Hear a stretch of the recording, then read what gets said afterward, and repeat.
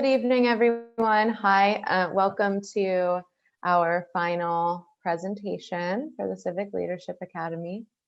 I just wanted to thank you all so much for sticking it out with us. I know that it's not easy to sit on Zoom for two and a half extra hours every evening, in addition to what you're probably likely doing a lot of already. So I really appreciate your commitment to that. And we can talk a lot more about that next week at our celebration. So tonight we're going to hear from Emergency Medical Services. We're joined tonight by Chief Mark Pinchak. And then we'll hear from the Pittsburgh Bureau of Fire.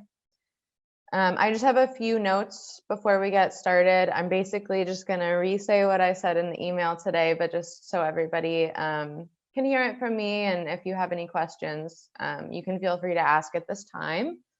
So this is our last presentation before we celebrate and reflect next week. Please feel free to invite friends or family to the celebration next week. It'll be pretty casual. We're going to do a small reflection activity, and we have a guest speaker who will hopefully send us all out into the world to be inspired by our time here. So I think it'll just be fun, fairly short, kind of ending to our time together. Before next Wednesday, which is February 17th, so before our celebration, it would mean the world to me if everybody could take a few minutes, probably around 15 minutes, to fill out the survey that I posted on Engage PGH. It's in the celebration and reflection tab, and it's an exit survey. I'm just looking for feedback about how this experience was for you. Obviously, this is the first time that we've ever done Civic Leadership Academy virtually, so I'm looking for a lot of feedback about that. It's definitely been a learning experience. So any suggestions, improvements, feedback, they'll just know that they will be used and listened to, and I'm really looking forward to what you all have to say there. So in regard to the Engage PGH page, that will stay online after the Civic Leadership Academy is over. So if you ever are having a conversation with someone and you're like, oh, I think city planning told me about that, you can feel free to log back in, check out the PowerPoint, check out the links that are provided there. You'll have access to that basically indefinitely. I don't really imagine ever needing to delete that. So just know that that remains there for you. It's a private page, so only people in this cohort can access that information.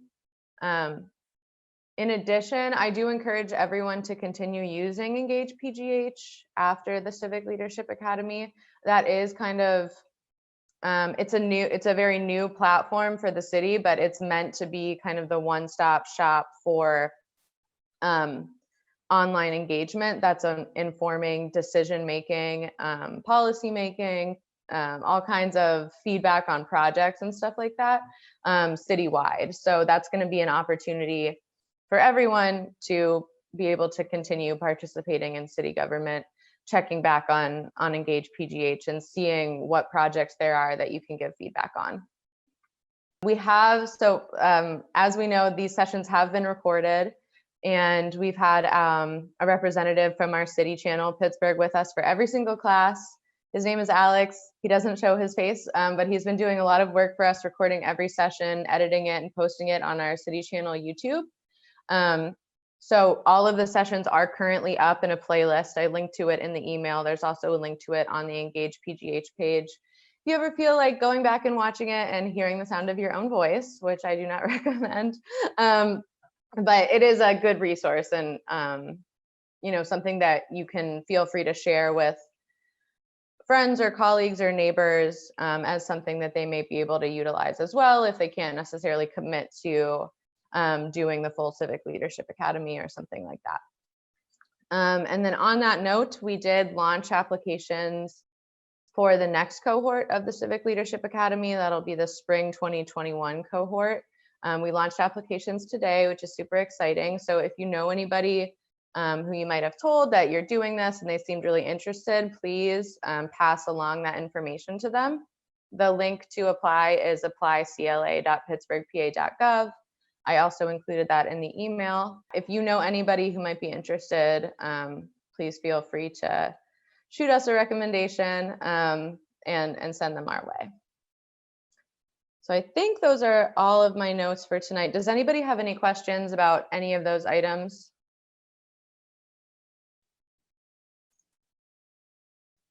Okay, I don't see any. Cool. All right, great. Well, obviously feel free to reach out to me if you're having trouble logging into Engage PGH.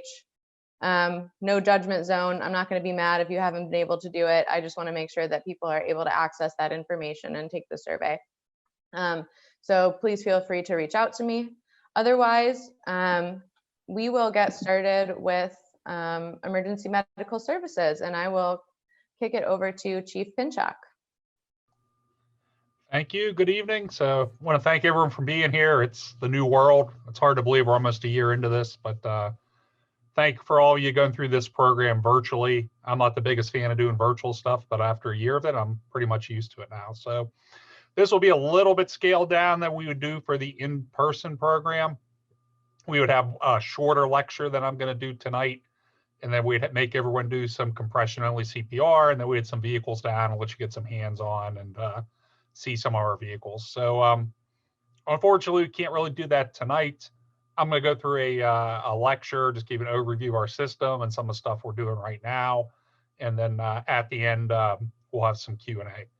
I will include with sending to Leah this presentation tomorrow morning, some flyers on some of our public health programs. They're all currently shut down. We're still kind of locked down, what we call an accident protection package, and we're not doing any live community or public health events. But hopefully by summertime, we can get out and start doing CPR training again and some of our other public health programs we'll talk about tonight. So we'll send the information out and let you be able to take a look at it. So let me see if I can get my screen up here. This is all new. This is a new world here. So let me see if I can get my screen up here. So before I start, just my background, my name is Mark Pinchuk. I'm the Assistant Chief of Bureau. I just finished up 30 years here. I'm in my 31st. I spent 24 in the field on medic units and then became part of the command staff in 2014. So my current role, I oversee all of our clinical operations, quality improvement, training, public education, public health, and then some of our specialty teams. And for the last year, I've been coordinating pandemic operations for the EMS Bureau and for the city. So that's eaten up most of my life for the last year. So, but we'll go into, this is our mission statement. But really, we're here to really just take really good care of people. We have an international reputation as one of the leading EMS systems in the United States and across the world. And we get a lot of interest nationally and internationally, a lot of the research and other things that we're doing. I apologize, some of these slides are a little bit low. When we got hit pretty hard by that third wave of the pandemic starting in November, that's normally when we correlate our yearly quality improvement data, and obviously had no chance to do that for the last 2.5 months or so. So some of these slides will be a little dated. I apologize to you, but we just recently started trying to recover that data and update all our information. So if there's some older, this isn't a 2020 summary updates, I apologize, but this is what we got at the moment. But our budget's about $21 million per year, and we'll recover about 2/3 of that through billing health insurance. So we take someone to the hospital, we gather their insurance information, and we do third-party billing. We'll bill the health insurance for whatever part of the trip they'll cover. If you're a city resident, then that's all you have to do. You don't have to pay anything out of pocket for the service because your tax dollars are helping to fund it. But we do collect whatever your health insurance is willing to pay. Non-city residents are responsible for that difference between the insurance payment and the total bill. Of course, following applicable laws like Medicare. If you accept Medicare, you just have to accept whatever Medicare pays, and you can't bill additionally. So whatever we can collect under the existing insurance laws, we'll collect to try to fund the system and reduce the cost to the taxpayers. We currently have 165 paramedics in the field we're budgeted for. I think we have 163 at the moment. We just had a retirement. My original crew chief when I was new in 1990 just retired after nearly 40 years on the job. We also have 24 emergency medical technicians. Those are providers that provide a lower level of care than a paramedic. They provide what's called basic life support. So they will provide CPR, bleeding control, splinting, kind of basic care. Paramedics provide a more advanced level of care. We do cardiac monitoring, emergency cardiac interventions such as defibrillating, external cardiac pacing. We can start IVs, administer medications, do certain limited surgical procedures, and advanced airway management. So that's kind of the difference between an EMT and a paramedic. We have 10 district chiefs that are field supervisors, and then here headquarters, we have 6 members of what's called the command staff. And then we have 5 civilian employees, clerks, and et cetera. We staff 13 paramedic units or advanced life support units to provide the level of care I just told you about. They're each staffed with 2 paramedics per ambulance. And then we also staff 3 basic life support ambulances with the EMTs. We're a fairly high volume system, and I apologize, these slides are a little bit dated. Hopefully for the spring class, I'll have a chance to update them. But we generally run about 60 to 65,000 total 911 calls per year.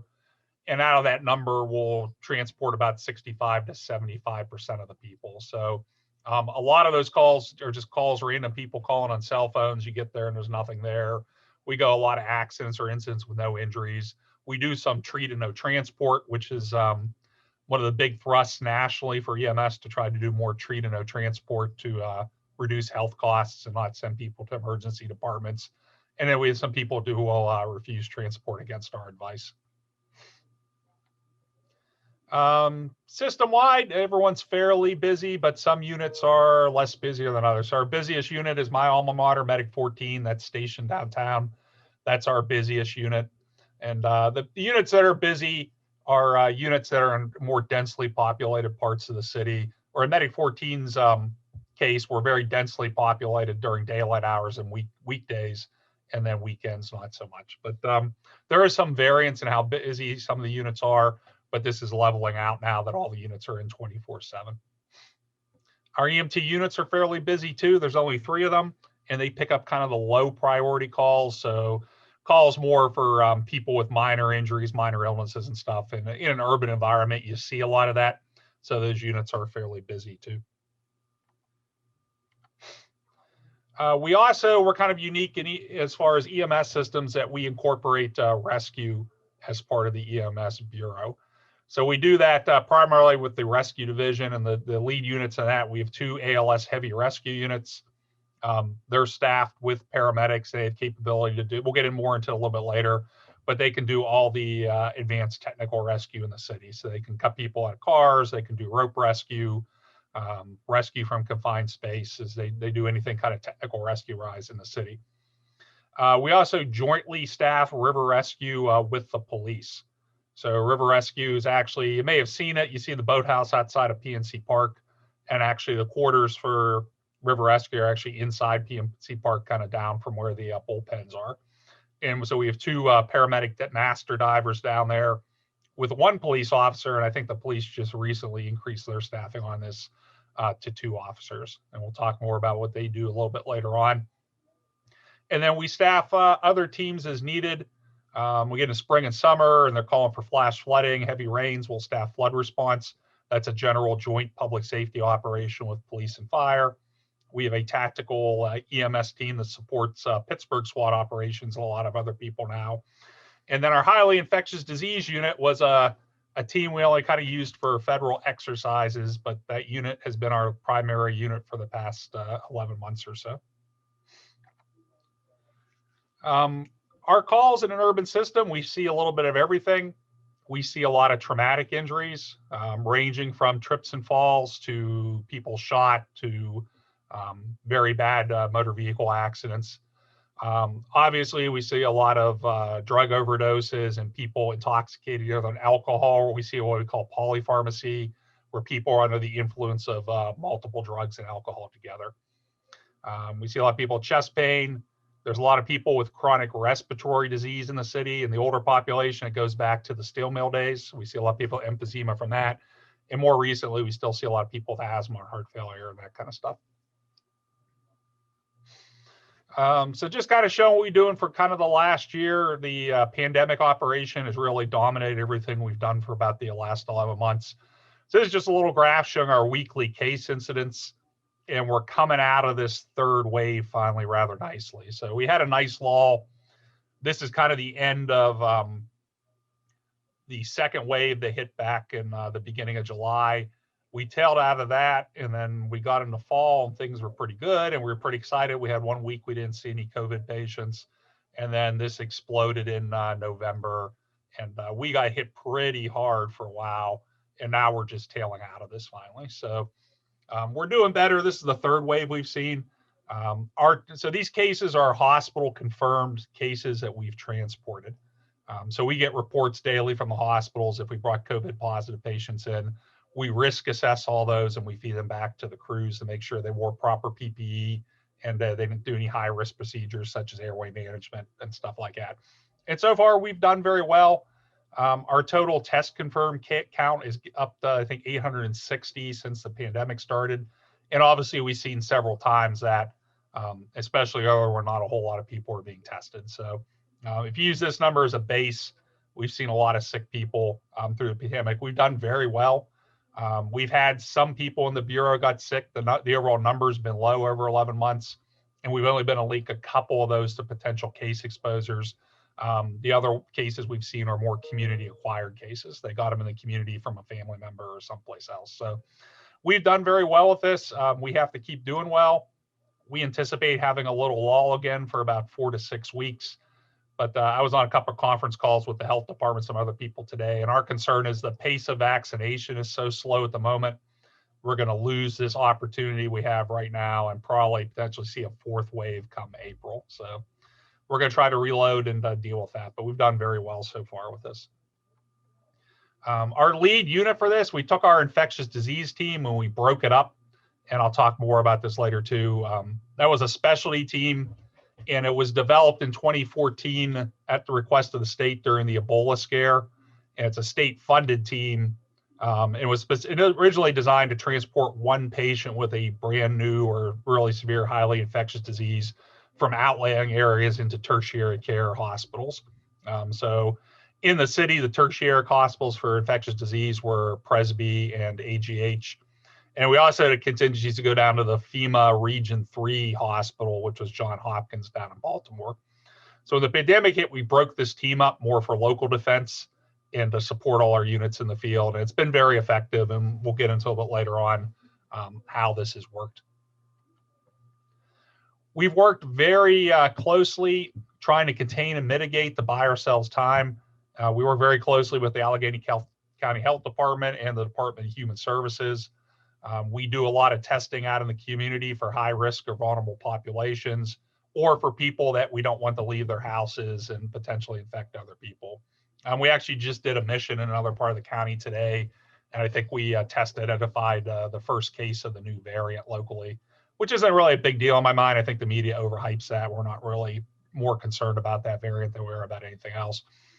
This is actually some pictures of our team doing a mass testing mission down at the Light of Life mission on the north side. So they had an outbreak there. Obviously, we don't want those people out and about, so we went there, tested them. And the other thing we do in conjunctions with Department of Human Services, when we get high-risk vulnerable people such as homeless people, people with mental health issues, et cetera, and they have no place to go, we don't want them to be on the streets positive. So we'll also have another team transport positive patients to a safe haven facility outside the city where they can be safely isolated and quarantined. Get into some of our clinical metrics, and one of the ones nationally we're kind of proud of is our cardiac arrest response. So you look at this graph, it shows kind of our outcomes. So every time we have a cardiac arrest, we enter it into a CDC registry. It's called CARES. That stands for Cardiac Arrest Registry to Enhance Survival. And it's kind of a pain entering all these cases into it. But the nice thing is we get benchmarking and data on how we're doing compared to the region and the county. So the blue bar is what we did. This red one is what we call the EMS West region. That's the Western Pennsylvania EMS agencies. The green is the state, and then the purple is national. So we outperform all of those geographic areas in pretty much all the metrics. So sustained ROSC means we delivered a patient who was in cardiac arrest to the emergency department alive. They had a pulse and a blood pressure. This is they actually survived the ED course and were admitted to the hospital. They survived to be discharged from the hospital, and most importantly, survived with good neurologic functions. It means they were neurologically intact. They could go back home. They could live on their own or with minimal assistance. So you see in our system, we outperform Western Pennsylvania, the state, and the national metrics. What we found with this is really big determinants of survival from cardiac is someone seeing someone go down. That's one of the biggest determinants of surviving versus not surviving. If someone sees someone having an emergency and calls 911 right away, we're pretty efficient about getting their heart started and getting them into the hospital. And then it comes down to how the brain does. And there's a lot of critical care things we do in the field with someone who gets a pulse back. And then we actually are kind of lucky here. We work very closely with some of our physicians through the University of Pittsburgh and University of Pittsburgh Medical Center, but Presby, and it's some of the leaders in the field in the fields of cardiac arrest care and post-cardiac arrest care. And UPMC Presby probably has one of the best post-cardiac arrest programs in this part of the country. So if we can get these patients to them, there's a really good probability of them surviving with good outcome. But the first thing is that we need someone to kind of witness, realize there's a problem, and call 911 right away. And then I'm going to jump ahead. And the other important thing is we need people to do CPR. So the effect what you see bystander CPR from this data is it makes a little bit of difference as far as getting people into the hospital alive. You see actually if there's no bystander CPR, you actually have a little bit higher rate. But where it has a huge difference is people surviving to discharge, and most importantly, surviving to discharge with good neurologic function. So getting people home alive is really impacted by bystander CPR. The other thing that has effect if the patient's what we call shockable rhythm. So we see ventricular fibrillation or ventricular tachycardia. That's usually related to someone, having a witnessed cardiac arrest and they haven't been in cardiac arrest for so long. And usually there's not a whole lot of structural issue with the heart a lot of times with these rhythms. It could be just an electrical problem. And if we convert that with electric shock, there's pretty good survival. So you can see here are people in shock interval rhythms. They do really well. And again, here we outperform some of the other national metrics. And you look at the survival here for shockable rhythms, about a third of the people we see that have a shockable rhythm will survive the discharge with good neurologic function. And this is also something the public can impact with AED, automatic defibrillator availability in public buildings. So if you realize someone's having a cardiac event and you call 911 right away and you go and start CPR, and if you have an AED and you shock them, that's what we call a chain of survival, and it really produces good survivability. Our CPR rates aren't bad. We would like them to be a lot better. So our overall is close to 50%, but that includes CPR that's done by staff in a nursing home or doctor's office or something like that. Out in public locations, we're around 40%. That's not bad. Nationally, that stacks up pretty well, but we would like that number to be a lot higher. And our ultimate goal would be 80% of the time we get some CPR done before we get on scene. So one of the interventions we were doing before this past year was we were coming out and offering free courses in just what we call compression only CPR. So basically realizing there's cardiac arrest, calling 911, and just doing chest compressions. You don't have to do mouth to mouth or anything, just doing chest compressions on the person until we can get there. And if there's a defibrillator available, making sure to use the defibrillator. So I will send that information. We are not currently running those courses. Like I said, we're locked down. But when the world gets a little better, hopefully by summer, we want to get those courses starting again. And as last thing on survival, this is the Olstein survival. So this is like the best case scenario. So this is someone had a witness collapse, got some bystander assistance, and was in a shockable rhythm. So you see, we get like 70% of these people into the hospital alive. and survival tails off. We're very good at getting the heart to start. The problem we haven't solved is how to protect the brain.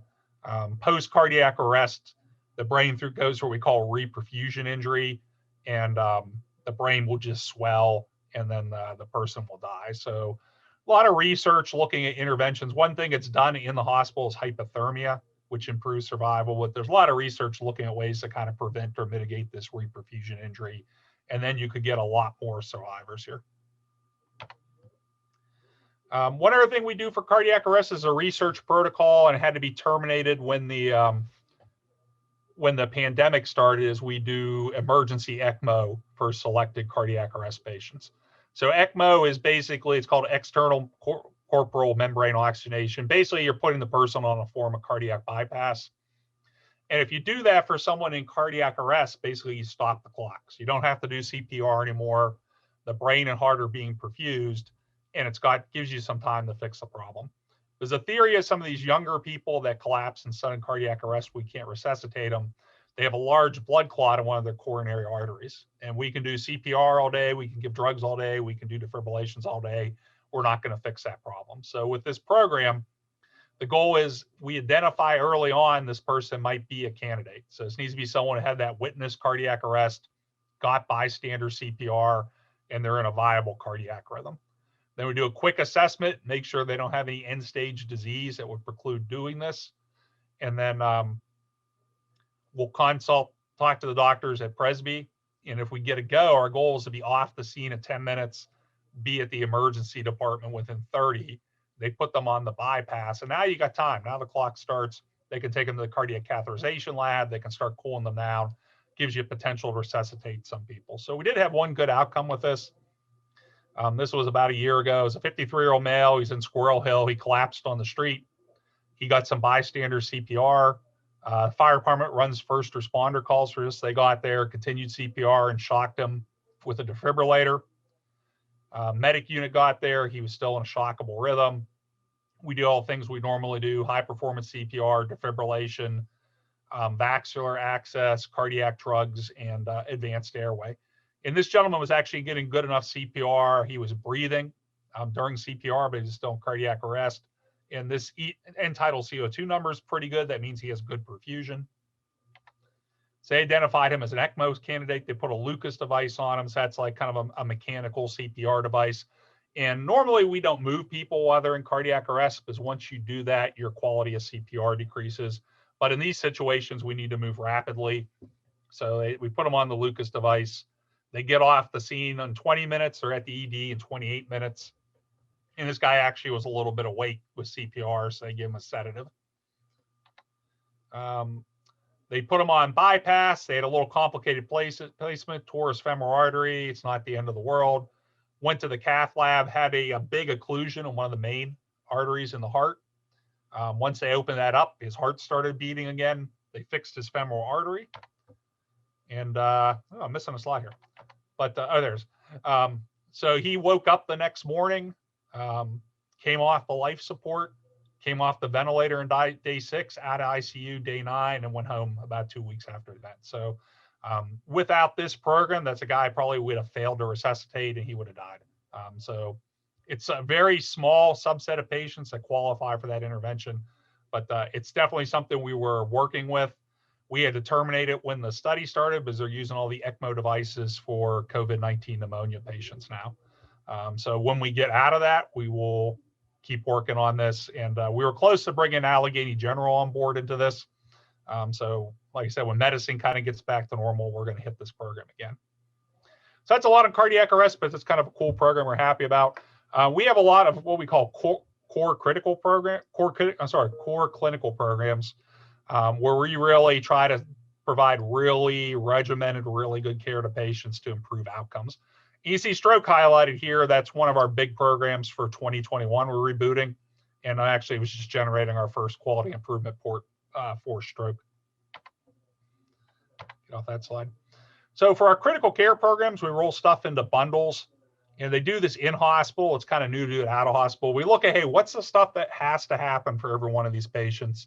And what's a time standard we want it done in? So this is what we call STEMI. STEMI is a basically a heart attack. It's a type of heart. It's called an ST elevation MI, and that's a patient you take to the cardiac catheterization lab and you open the vessel up, and then you reperfuse the heart, and life is pretty good at that point. So we look at core things that have to happen for those patients, and we order them in order of priority and order of time. We set goals for how long we need to be on the scene for, what time we need to be in the hospital, and we wanted stuff like that. It really gives us a way to improve our outcomes. So we set time standards, and our goal for someone is having a heart attack, from the time we arrive on scene to the time you're up in the cardiac catheterization lab at the hospital and that vessel's been reopened, that's less than 90 minutes. So there's a lot of stuff that has to happen right to accomplish that. So in the first 10 minutes on scene, we have to get there, we have to acquire an EKG, interpret it, and then we send it to the hospital. And if it meets the right criteria, we'll initiate what we call a STEMI alert, which means basically we're remote activating the catheterization lab from the field. We want to be on scene no more than 20 minutes. We want to be at the emergency department in 30. We push them up to the cath lab at that point, and it gives them 60 minutes to open the vessel up. So there's a lot of stuff that goes right, but generally we accomplish that in about 70 to 80 minutes most of the time. And the sooner you open that vessel, that's more heart muscle that's saved. And now we're seeing what we call this era of reperfusion. The sooner you do it, the patients have better long-term survival. They don't get heart failure or other problems. So really important, time is muscle. We, for the last 3 years, have been recognized because of this as a Mission Lifeline Gold Plus service by the American Heart Association. So basically it means we're meeting that standard as far as quarterly. The standard is you have to get 75% of your STEMI patients through the hospital in less than 90 minutes. We meet, and there's multiple other metrics you have to meet for that. So we meet all those metrics and some additional ones. That's why we get a plus. So pretty proud of our personnel with the job they do with that. Like I said, it's a lot of stuff that has to go right, and a lot of training and a lot of quality improvement feedback we have to do to make this all work. We also do a lot of basic clinical programs. So we notice the problems with what we call crashing patients, where we'd arrive on scene and then the patient subsequently suffers a cardiac arrest at some point after we get there. Sometimes it's primarily because of a heart attack. Other times it's because of respiratory failure, because of shock. So we identified a strategy to improve the outcomes of these patients, and that strategy worked pretty well. So basically we just did targeted therapies based on addressing kind of ABC issues, as we call them, airway, breathing, and respiratory problems, and treating shock. And we saw when we did that, this green number is the national figure for these kind of crashing patients, and the red and blues are what happened in our system. We really dramatically, over about 3 or 4 years, knocked the incident of that down. So as a result, the state of Pennsylvania has statewide EMS protocols, and they took our protocol and they adapted it, and it's now a statewide protocol. So we try to really be cutting edge and drive the care regionally and nationally. And this is just one example of how we were able to do that. So this is now a statewide protocol that's helping people across the state. And I know there's some other states looking at adopting the program. Like I said, our biggest thing right now is stroke. Stroke's a very time-sensitive problem. And we need to do a lot of stuff right. And there's 2 goals with stroke. We want to get people identified and get a CT scan at the hospital very quickly. And then if they have a blood clot in the brain, they go up to an interventional suite, and they can either give clot busting drugs or put a catheter in the brain and relieve that clot. So there's a lot of stuff that has to go right. We have to do all of our stroke screenings, check the blood glucose, and initiate a stroke alert in less than 10 minutes. Once again, off the scene less than 20, to the hospital in 30. That gives the hospital 20 minutes to get a CT scan done. The goal, once again, is once we arrive on scene, they're in the CT scanner less than 50 minutes after the time. And then once they scan the brain, the neurologist can make a decision of what's going on, if it's someone that would qualify for an intervention or not. So it's kind of like our time metrics, and this is early in this program. This was a little before the pandemic really hit. But we look at 10 minutes, 20, 30, get them scanned. Our goal is first medical contact to CT less than 50, and then typically within the next 30 to 40 minutes, they'll start a reperfusion intervention. So the sooner we can get the brain reperfused, the sooner the person can have a good outcome. And we get a fairly good percentage of our patients treated. So if you don't do everything right and things take too long, they may not treat them because the brain injury becomes reversible. But we kind of look at these people we call high modified race score. These are people with large strokes that have the most to benefit from reperfusion. And we get a fairly high percentage of them intervened. And once they open up the vessel up, it's an opportunity for recovery and to salvage function. So that's just some of our clinic programs. We'll talk about our rescue division a little bit. So we provide what we call medically directed rescue services. So it's a paramedics dictating the operation. And the goal is we engage the patient, make access, perform a medical assessment, start care, and then we perform the extrication out, whatever needs to be done medically for that patient.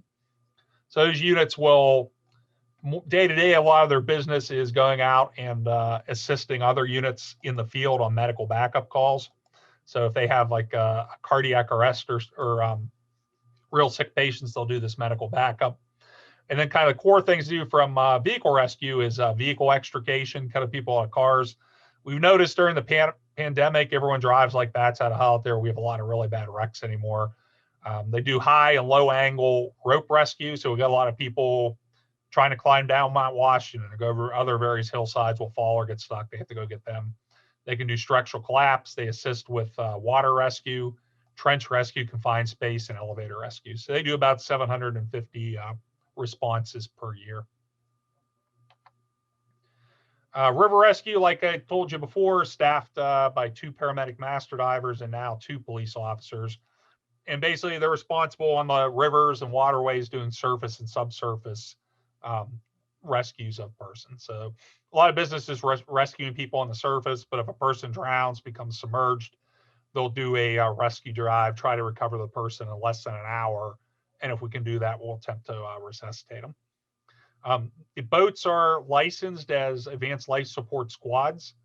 So they'll attend to any medical emergencies on the water. So if someone gets ill on a boat, on the Gateway Clipper fleet, if there's an incident on the shore somewhere, these boats can go and initiate care until they can hand off to a field medic unit. They have a role in the swift water and flood response.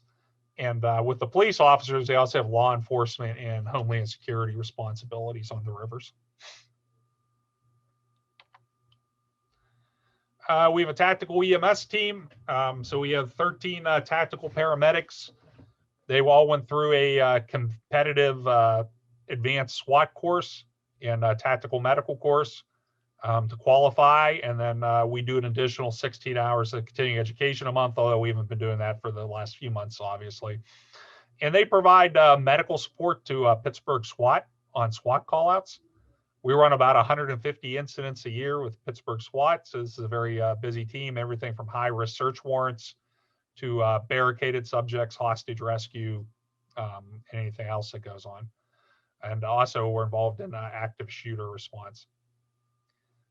This team's getting busier and busier. In addition to SWAT, supporting Pittsburgh SWAT, we now support Allegheny County SWAT, the local FBI field office and their tactical team, and then U.S. Marshals support now too. So we're going further and further out in the region and doing more and more operations. We also play a role in training the rest of the city up for active shooter, active threat response.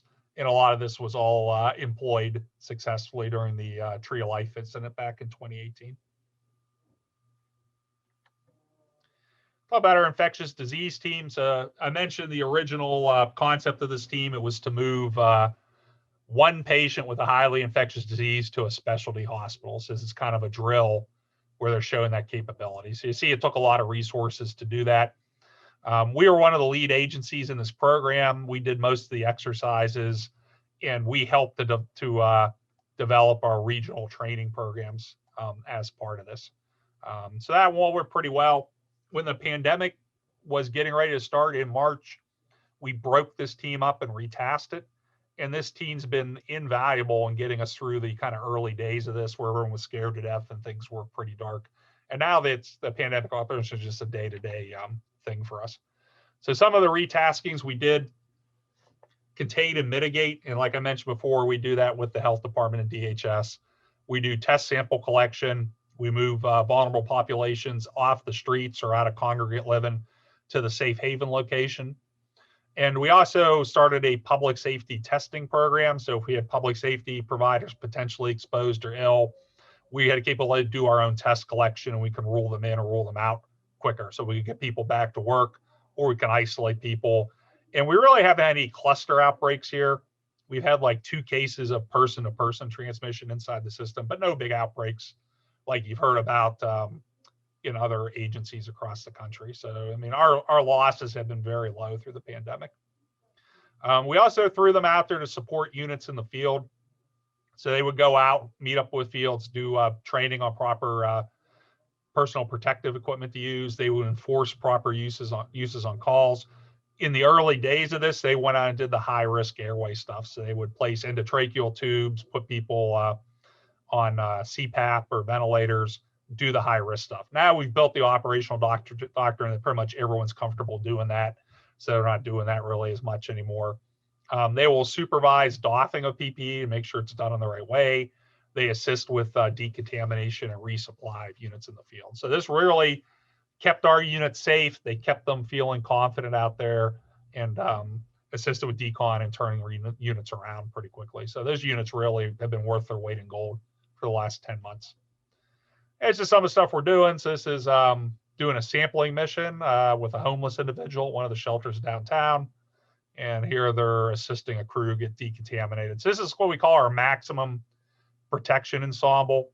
So people wear this if they have to do high risk aerosolizing procedures. So our goal is we maintain the standard of care. And if someone needs resuscitated, we're going to resuscitate them. So if they have to ventilate a patient, put an endotracheal tube in someone, put someone on CPAP, or do nebulized medication treatments, this is the ensemble we've been wearing. And like I said, we don't get anyone sick from patient contacts. So our other specialty stuff, ourselves, as long as fire, are part of the hazardous materials team for the city. We talked about the swift water flood response.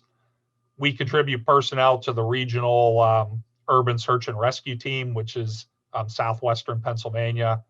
We have people in federal disaster medical assistant teams, and we also have a motorcycle unit. So motorcycle unit, we have 18 paramedics that have completed the motorcycle course. They complete the 80-hour police motorcycle training, and they have to do 48 hours of recertification training every year. And then the motorcycles are licensed as ALS squad. They've got all the basic advanced life support resuscitation equipment we need. And you see these a lot at bigger events that it's hard to get vehicles around at. So where we deploy these, Steeler games, pick games around the stadiums, just because it's hard with the crowds to get in and out of parking lots or locations. The motorcycles get in those locations pretty efficiently. The marathon, the great race, they're big races, we'll have them. Large concerts, back in the days we would have those. So this unit, pretty effective. It can get through big crowds or cover distance pretty quickly. And we've had good success a couple times. People having cardiac arrest, they got there and resuscitated them, just because they had that quick response. So it's a pretty effective unit. This is the urban search and rescue unit. This was a couple years ago down in Washington County when the apartment building collapsed, and we successfully rescued the one woman that was pinned in there for a few hours. We have our in-house training division. We provide 24 hours of continuing education on medical for all of our personnel every year. We train all our new hires in about a 3-week new training academy. All these specialty teams eat up training hours, so we make sure we're running training for them. And then we also launch quality improvement teams out in the field. So for a specific resuscitation problem we want to work on, we'll send a couple trainers out to the field. They catch units on duty and do some quick training with them for quality improvements purposes. We do a lot of community outreach, and we're always happy to come out and do education in the public. And this is all for free.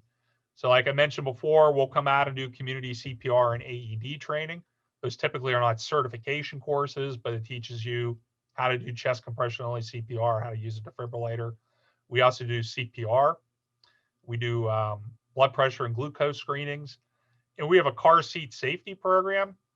That's not running at the moment because of the pandemic, but in normal times, usually on Mondays down at our training division, people come down, we'll make sure your car seats are installed properly and do safety checks on that. So it's a pretty popular program. Another thing we do that keeps us busy is we cover all the special events in the city. So we cover all the professional sports venues. So Pirate games, Steeler games, hockey, all the college sports, all the high school sports, public events, carnivals, festivals, the art festival, conferences. There's a huge range of stuff we cover. So we cover 120 to usually 150 a month in the normal world. Obviously, the last few months, none of that's been going on. Although we are covering the hockey games in the empty arena at the moment. So we have a separate set of smaller ambulances we use. Our special event ambulances here. Here's one of our motorcycles at an event. So we have different configurations of vehicles we'll send, and we can cover that event without compromising our units that are covering citywide stuff. And kind of last thing we do, we're involved in a lot of public health programs. So this really paid off. We were pretty well had good relationships with the health department and Department of Human Services before the pandemic. And we used that relationship to really build good programs when the pandemic started. So we do a lot of different programs. We actually wrote the first leave behind Narcan protocol for the state. And we're actually the first EMS system in the state that started doing leave behind Narcan. And that's a pretty robust program. It's been pretty successful. And we give a lot of Narcan out. So what that program does, if we go to a call for an overdose, and the person was refusing transport, we would leave Narcan behind with them. We expanded that during the pandemic because we were seeing big spikes in overdose deaths, and there wasn't really a way to do any other interventions. So now we can leave Narcan behind on pretty much any call. And actually, I just ran out of again. I'm waiting for the health department to send me a new shipment. We have an initiative that got identified by the state as a best practice. So we do what's called an infant safe sleeping program. So what that consists of is a lot of times we get called for calls with infants. Unfortunately, it's usually minor stuff. You know, the kid has a fever, vomiting, diarrhea, won't stop crying, etc. So we look at those calls as an opportunity to ask, hey, where does the baby sleep? Can I see real quick? And the crew can do what's called a 30-second safe sleeping screening. They make sure, hey, there's a crib for the baby to sleep in. There's safe practices there or not. And if they identify an unsafe practice, they can leave some literature behind, give some advice. And if there's not a crib, we work with safe cribs and we can leave a crib behind. We'll drop one off usually within 24 hours. I never knew before we started working on this program, the national headquarters of Safe Cribs is actually in Pittsburgh, and it's down in Hazelwood on 2nd Avenue. And this is kind of just a little screening we do. So we just go through a quick checklist. If something's in the gold, it's not a best practice, we'll leave some literature behind. We ask them, hey, do you need a crib? And if we do, usually I'll drop one off down there within 24 hours. I've taken some cribs to some odd parts of the city at odd days, hours of the day and night, but it's a good program and we're happy to do it. And this is just our safe sleep literature we'll leave behind. The greens are the best practices, stuff you want to do, and the other stuff are not good practices. And this is based off the latest American Academy of Pediatrics guidance. And we partner with a lot of agencies in public health. There's a big push for EMS to help out in public health. It was really we're the last of the safety net. A lot of people out their own need help, and there's really no one else to kind of link them to services. So we kind of look at our role to try to link people to services. So we work with Mercy Behavioral Health and Operation Safety Net. Our opioid programs, we work with the various opioid center of excellences in the city. Mentioned working with Cribs for Kids and our other partners. So that's a lot of stuff to throw at you in 45 minutes virtually. That's kind of the end of my presentation. Like I said, I'll send this presentation and some additional literature, and you should have access online to it for tomorrow. And I would be happy if anyone has questions, I'd be happy to answer any questions at this point. Thanks, Chief. It looks like Larry has a question. Thanks, Chief. You've clearly got a lot to brag about. I have two questions. First, could you give us a little bit of history on when and how the department became a recognized international leader? And the second is, we're blessed with a bunch of robotics and other tech companies, and I'm wondering whether the department partners with any of them to develop, for example, search and rescue equipment. Yeah, so the system, the actual start say the system was back in 1975. Prior to that, EMS services were delivered in the city by Freedom House Ambulance, and you may have heard of some of those. They have a big thing down at Heinz History Center. Dr. Nancy Caroline started the Freedom House system, and they took people from economically disadvantaged areas and trained them to be the original EMS providers, and had a couple ambulances that were providing EMS services.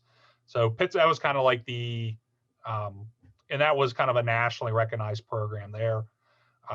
You had a lot of minority engagement, a lot of minority employment. And so the system grew out of 1975, and just in the early days of it, the system was driven by the physician leadership. And it was really the fathers of EMS, Dr. Ron Stewart, Dr. Paul Paris. So some people were really the fathers of EMS and emergency medicine were involved in the system. So in the early days, the system did a lot of the original research on how to resuscitate people, how to take care of people and stuff like that. So we've always had that relationship, and that continues to this day through the university. We still do a lot of research and stuff in conjunction with the universities. And we present on a lot of stuff nationally and internationally. We have a lot of people from other parts of the country who will come here, do ride along, see what we're doing. And we usually have a nice group of people from Australia that come up every year, and that got canceled this year, obviously. So it's just, I think we have great resources in the city. Our relationship with the university, the Department of Emergency Medicine, the research people there, and just the original leaders of our system, you know, Glenn Cannon, who passed away recently, Bob Kennedy, who was one of the original chiefs, just always had good leadership and good people to work with and built a lot of relationships. As far as robotics, yeah, we're looking at being involved in technology. Obviously, drone technology is a big thing right now. The Department of Public Safety is looking at that. And we do a lot of work with the students at CMU. They have ideas and they'll bring them to us. They have a lot of good ideas. Unfortunately, the technology is probably too expensive for us to ever afford. But we do have a good relationship with all of them as far as doing that. And we evaluate the technology and incorporate new technology. I mean, that's where the technology is right now. We have, we're doing telemedicine now. We threw that together during the pandemic as it's a capability we had before. So we have telemedicine capability. We have Bluetooth transmission to be able to send EKGs and send stuff forward. We can do that for stroke. So we are working on the technology with CMU and Pitt. Excellent, thank you.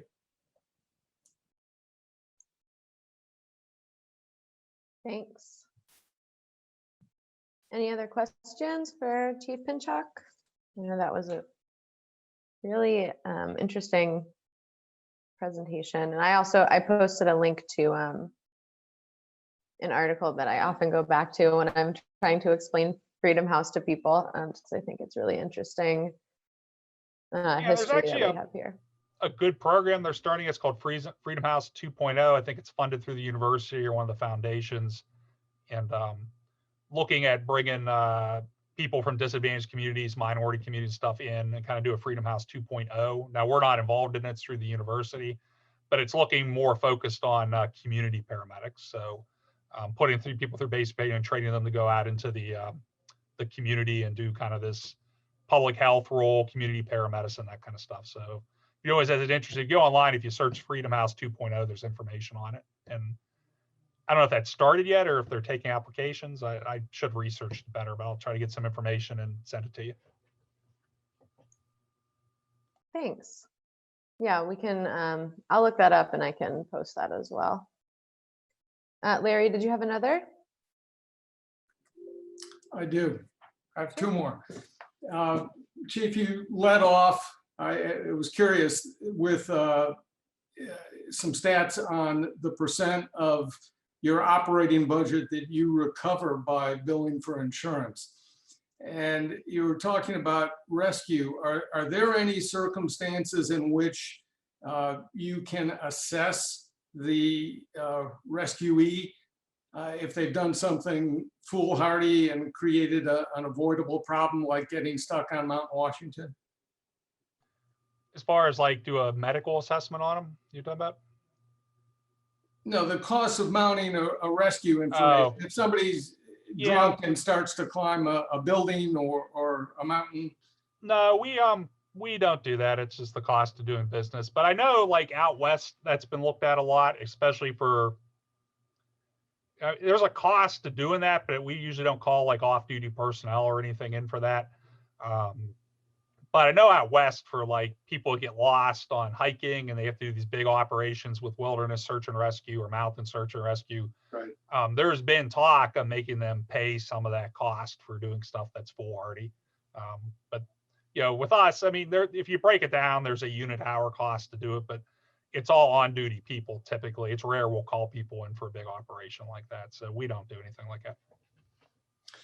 And I was also wondering if, particularly with indigents, if you track how many are repeat customers.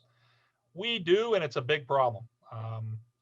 And we actively try to work with solutions. We engage with community partners and try to get them into housing programs, treatment programs.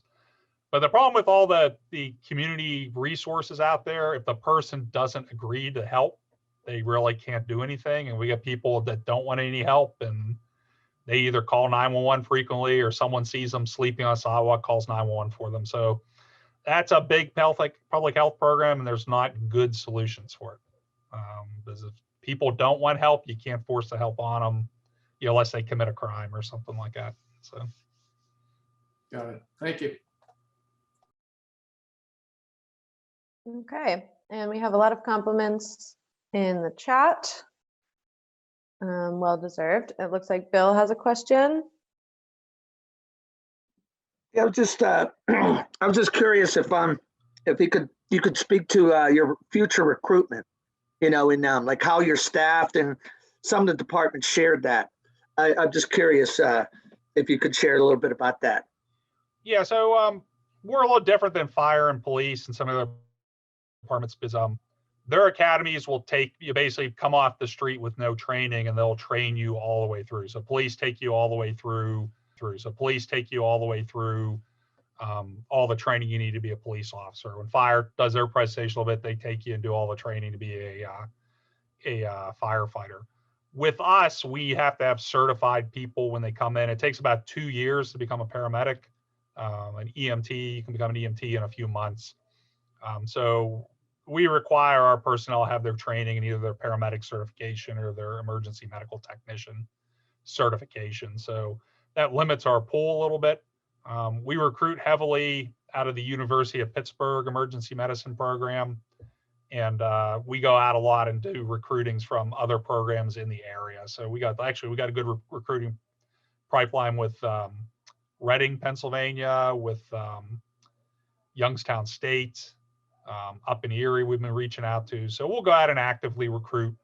Our staffing's pretty good at the moment. Like I said, we're budgeted 165 paramedics, and I think we're at 162, 163. So we don't have very many vacancies at the moment. So we tend to do pretty well as far as personnel. And we're not hiring at the moment because everyone in the city has the same problem. The budget crisis and waiting on a federal relief package to get passed. So until that gets passed, we're not hiring anyone because we don't want to hire someone and have to potentially lay them off. So we're in a hiring freeze at the moment until that federal package gets passed. I saw a political thing today that was trying to exclude like city costs, like this is all a waste of money to fund you in a pandemic. I really don't understand that. That scares me. We're all crossing our fingers it passes with the relief for cities in there.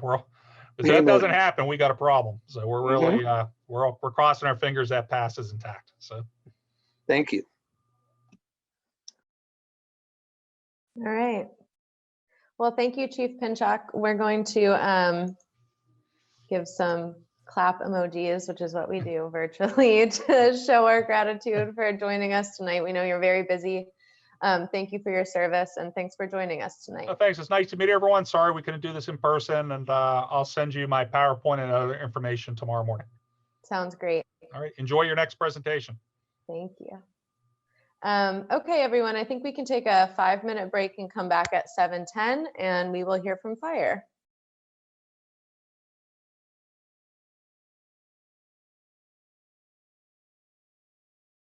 Okay, so next we're going to hear from the Pittsburgh Bureau of Fire, and we are joined tonight by Chief Daryl Jones. Chief Jones, thanks so much for joining us tonight. You're welcome. Good evening, everyone. I apologize for this format. Usually we'll be doing this down at the training academy where we'll have some hands-on things for you guys to do, give you guys a little taste of what it's like. Before we get too far into this, I do also have a presentation I would like to share with you, if I can share my screen here. All right, so there's also a small short video in this, but we're gonna have to play that one by ear as well. As stated, my name is Daryl Jones. I am the chief of the Pittsburgh Fire Bureau. I've been with the city of Pittsburgh since 2007. I started my career in Aliquippa, just northwest of us here. I did 20 years there in their fire department, and before coming to the city as an assistant chief in 2007. And in September of 2007, I was named the chief, the position I currently hold and really enjoy doing. We're going to play this short video, and then we'll be right with you.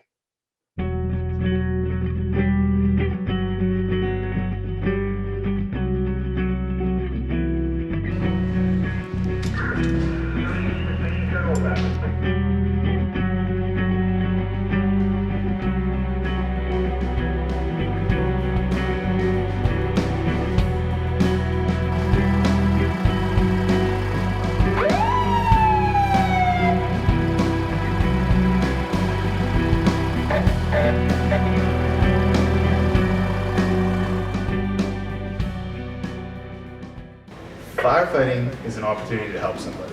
There's always something different you encounter every day, and it just makes you feel, you get an overwhelming rush inside when you're able to help somebody and just make someone else's day better.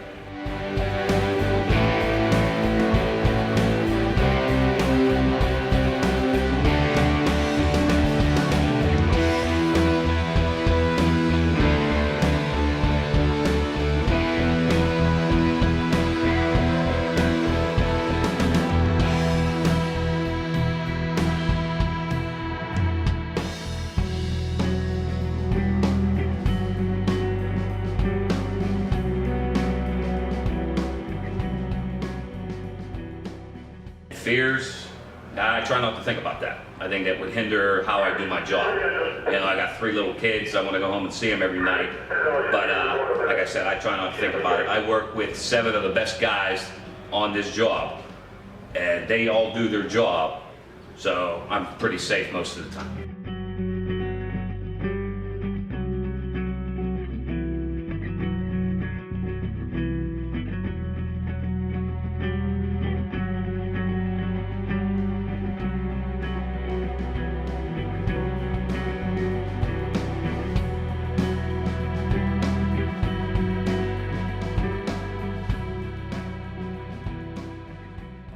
I've been on a few sticky situations, but if you let fear creep into your mind, then it's going to hinder the way you perform, and you're going to start freaking out, and it's just going to make matters worse. So you have to try to keep a level head, think straight, and not let fear or any type of stuff like that creep into your head.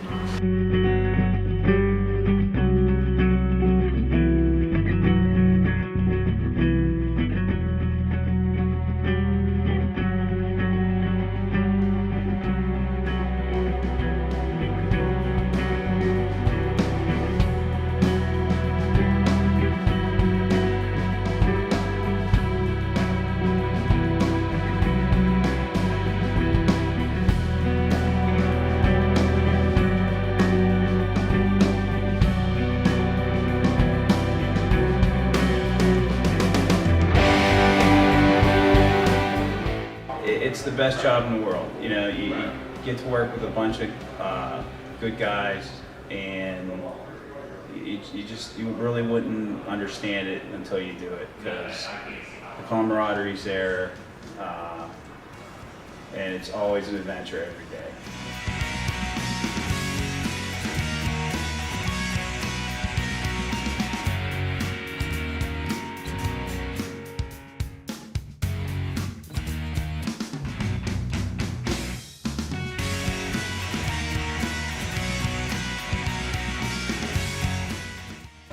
You know, they tell you when you go through training school that you should keep a diary every day of all the things that happened. And at the time I thought that was ridiculous, but really it's something you should do on this job, because every day there's so many funny things that happen, whether it's something that somebody's done to somebody or somewhere you go and see something, but there's just too many to mention.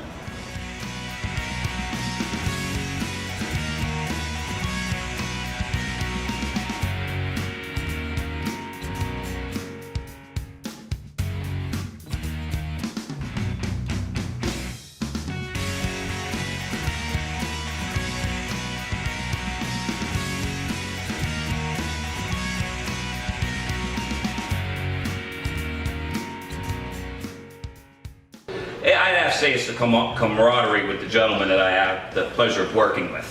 That's why I've stayed here for so long.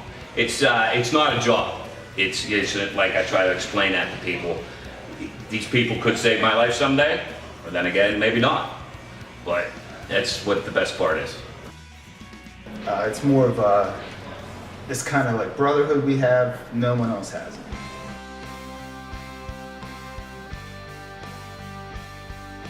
It takes a strong person to be able to do what they do.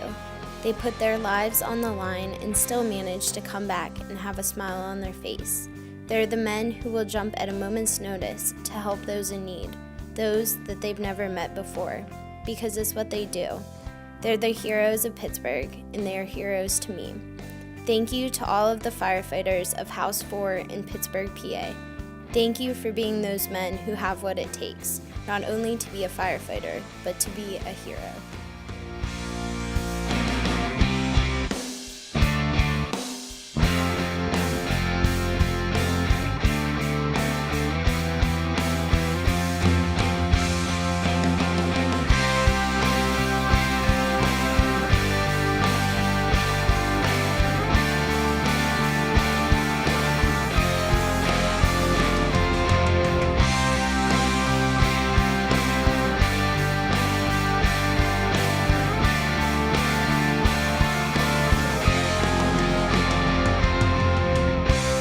So this video was done a couple years ago by a student out of Duquesne University, and as part of her class project, so we still use it a lot.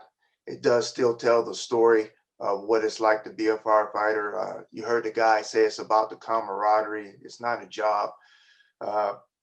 Some people call it a calling. I refer to it more as a lifestyle. It's something that once you get into, you'll find that it is probably the best, most rewarding job you can ever have. This is our mission, and with our purpose, the whole organization, the reason we exist, the reason we train so hard is to be able to fulfill this mission.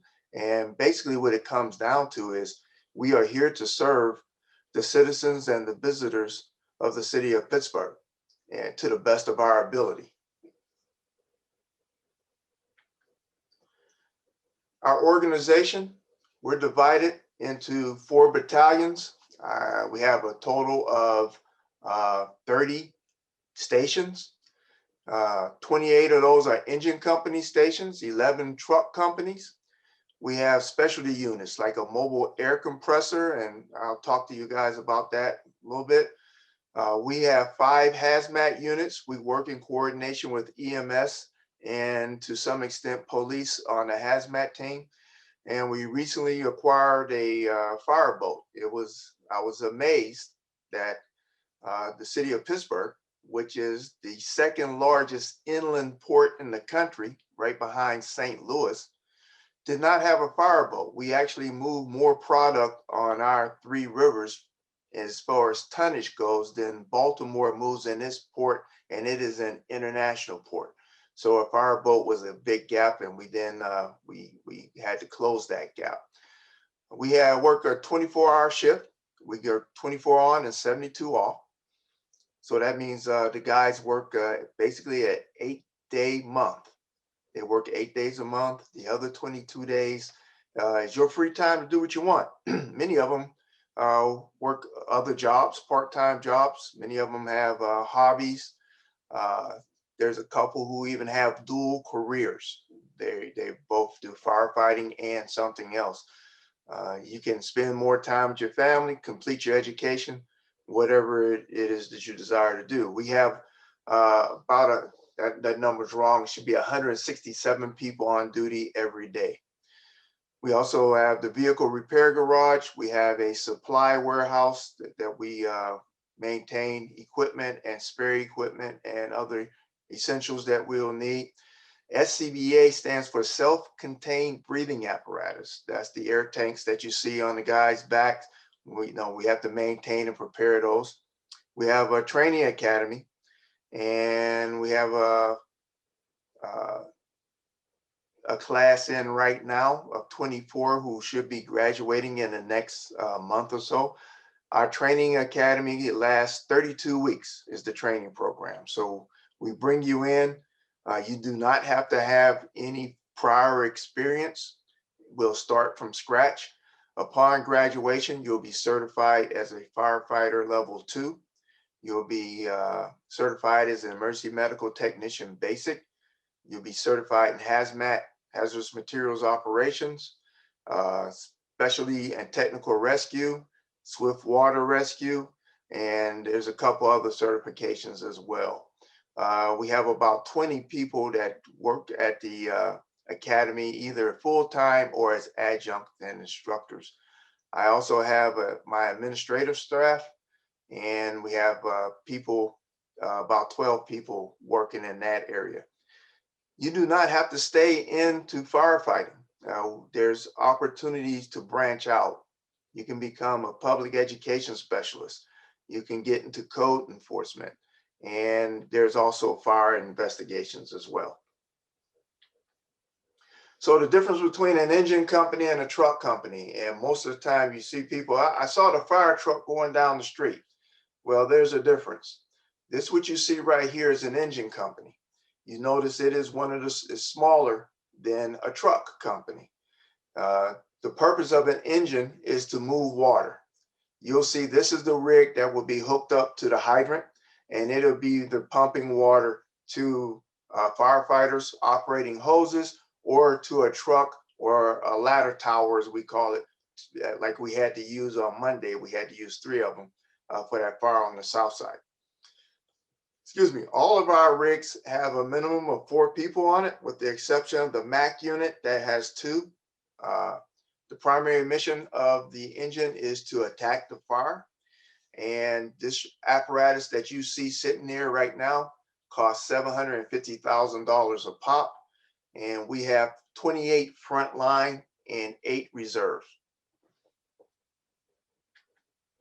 And this is a truck company. And notice the big ladder on top of the truck and it's the bigger apparatus. And if you see one with the ladder on top like this, then it's a truck. The smaller one is considered called an engine. This is designed to operate above grade, above street level. Also staff of 4 people.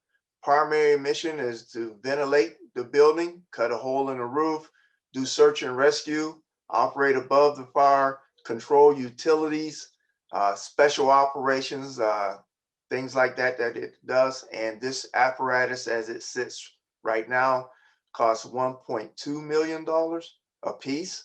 And we have 11 of them frontline, and 3 of them are in reserve. And we have 2 more on order, and they're scheduled to arrive late this spring, early summer. Each one of these vehicles, both the truck and the engines, are custom built vehicles. They are built once ordered. we just took delivery of 7 engines in November.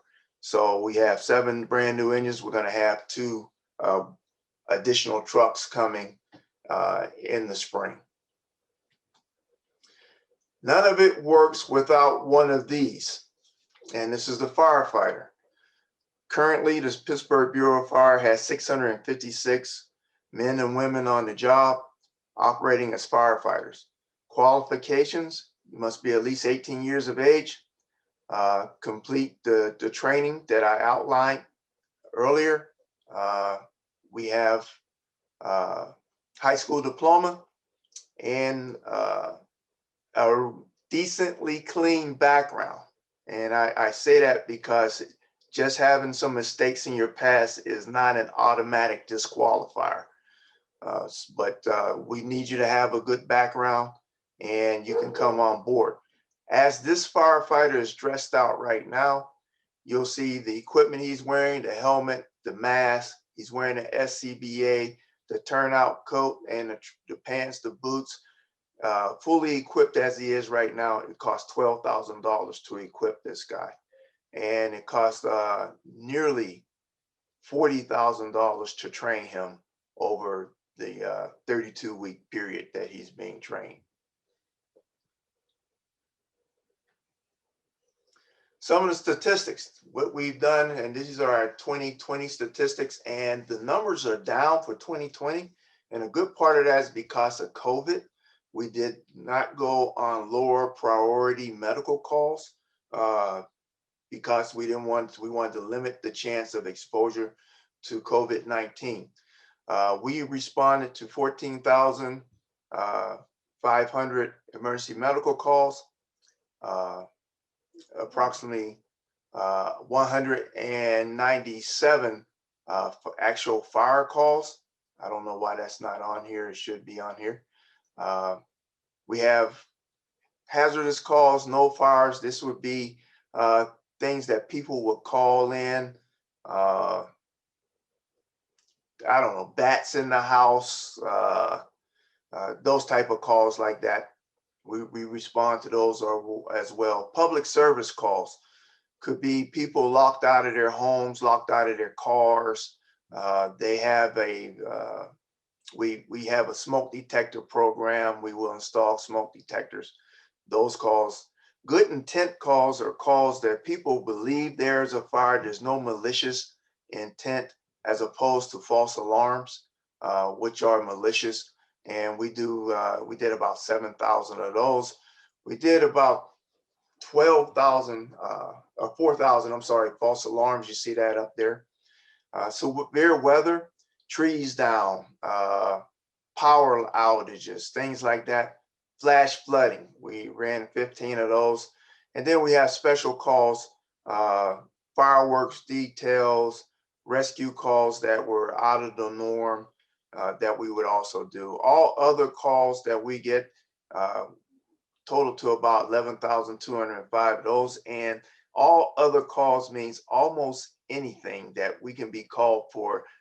Typically what happens is if they can't figure out that they need a police officer or a medic, they send the fire department, and we respond to all of those calls. We are 100% certified fire department. What that means is 100% of our people are certified to the firefighter 2 level. The state of Pennsylvania does not make it mandatory for firefighters to be certified.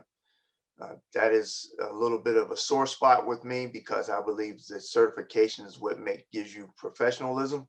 But right now, if I was to go to the suburbs to a volunteer fire department, I can go in and say, hey, I want to be a volunteer fire department. And all I would need really is a pulse. And they will give me equipment, put me on the truck, and I'll be out there responding to calls. This is dangerous for numerous reasons because there is a minimum amount of training that you must have. Become a firefighter 1, which is the lowest level of certification, is about 188 hours of training. That training will give you the ability to operate on a fire ground supervised. It does not give you the ability to be in charge. It does not qualify you to drive the apparatus. It just basically means that you can walk around and not get hurt. And there are departments out there that are not even meeting that minimum, and the state does not require it. However, the state offers you to do it on a voluntary basis, and we accepted that challenge. And so you'll see on our apparatus this particular sticker or label. Excuse me. We are also certified by the Department of Health as an emergency medical service provider. In fact, we are the largest emergency medical service in Allegheny County with 656 employees. We are 3 times larger than our emergency medical service in Pittsburgh, the Bureau of EMS in Pittsburgh. As such, we are a force multiplier for them for any mass casualty incident, or if they're just having a very, very busy day and they need extra hands, we're available to help them out. We participated in a resuscitation outcomes consortium. And what this was a consortium to test and advance CPR. We were part of that. And as being an integral link in the CPR or life survivability chain, the city of Pittsburgh right now, you have a 16% survival rate for people who go into cardiac arrest. What does that mean? That means if you have a sudden cardiac arrest in the city of Pittsburgh, there's a 16% chance that the person will walk out of the hospital and have a normal life. The national average is hovering around 5 or 6%. We're still working to improve this. I believe Seattle is around 25%. I think Dallas is up there close to around 20-25% as well. And we are striving in the city of Pittsburgh to increase that as well and make sure that that you have a great chance of survivability here in the city. Other things that we do, we have a permit program. So if you want a new roof and you're going to be using a torch to put a new roof on a building, you need to come and see us and get a permit for that. If you're going to have a fireworks display, you need to have a permit for that. And there's a listing of permits that's required. We're involved in the planning of special events, the river regatta, the marathon, first night, national night out, light up night, all of the things that are standard special events throughout the city that we have. Usually on a normal year, we're involved with that. We do the inspections, targeting high risk occupancies, specifically residential high rises, schools, and things of that nature. We mentioned the hazardous materials.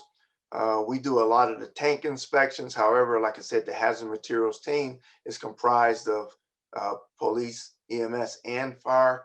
However, again, with the size of our unit and the number of people we have, we take up the bulk of the heavy lifting on that.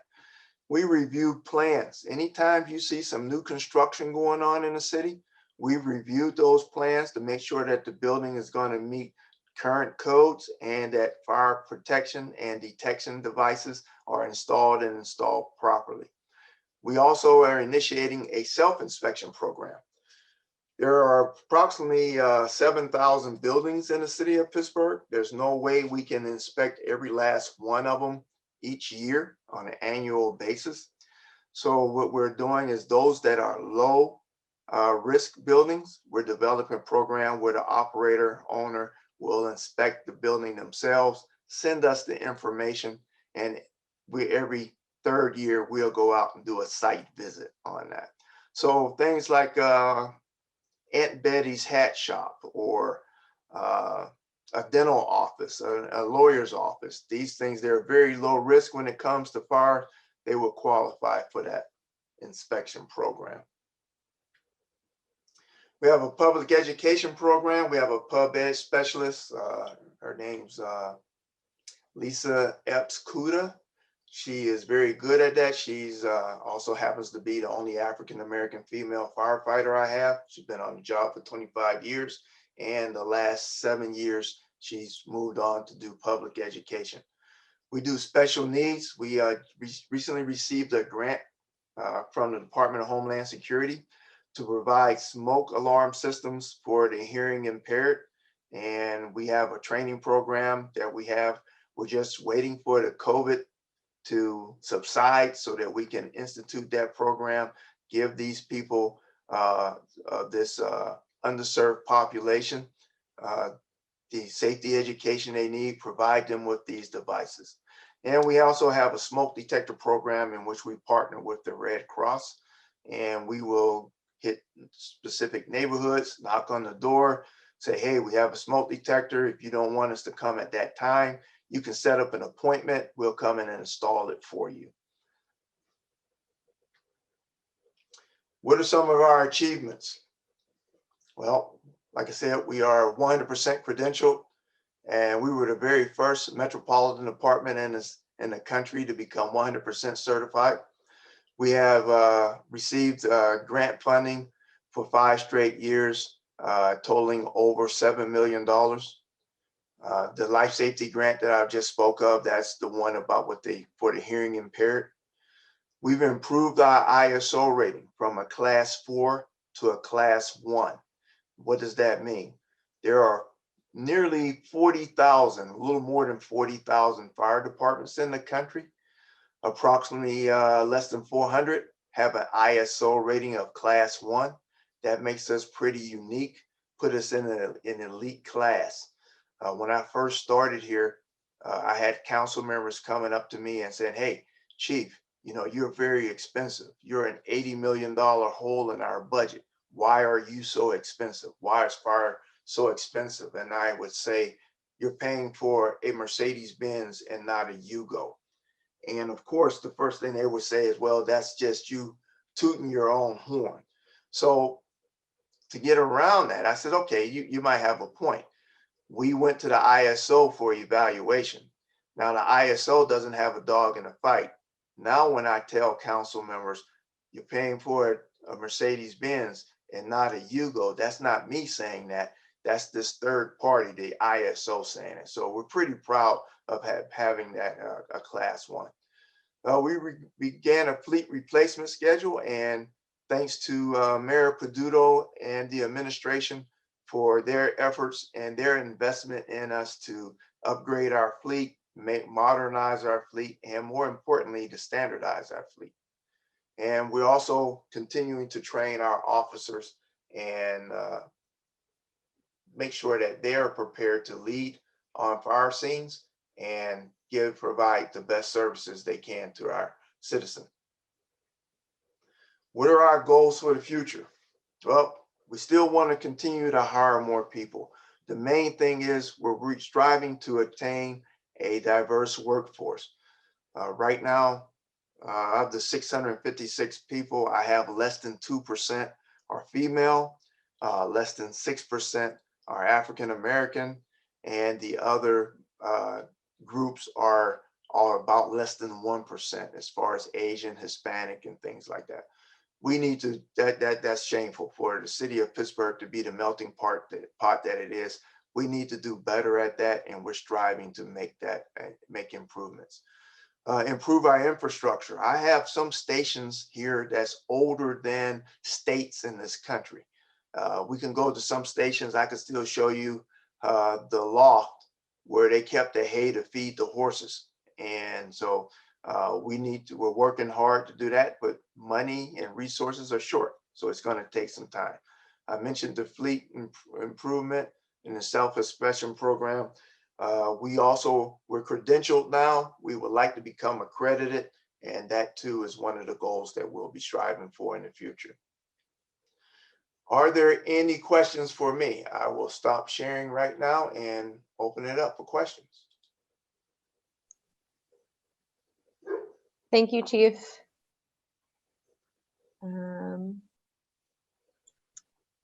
Questions?